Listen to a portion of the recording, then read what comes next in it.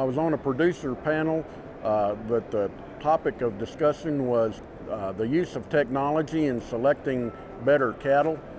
The other producers on the panel were Mark Gardner from Ashland, Kansas, and Dave Nichols from Iowa, and Jack Holden from Montana. I talked a little bit about how our Simmental Association is working.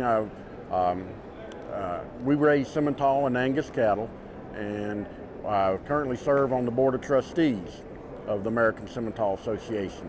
And I talked a little bit about how our association has incorporated DNA testing with our genetic evaluation and incorporating that into the EPDs and the value of the DNA testing and how it will progress our selection process.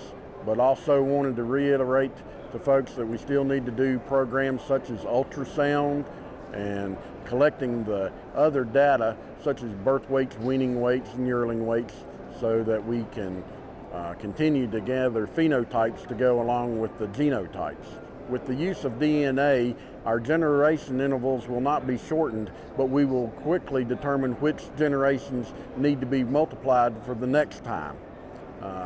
With DNA, we will have information at weaning time, which would take normally 2.5 to 3 years later to gather the same amount of information. The DNA will help us in evaluating those animals that we need to collect further phenotypes on to improve our overall herds and genetics. One of the big improvements with this will be on the value on the female side with stayability. That's a long-term process that's hard to capture information on, but through the use of DNA, we will have that information very quickly.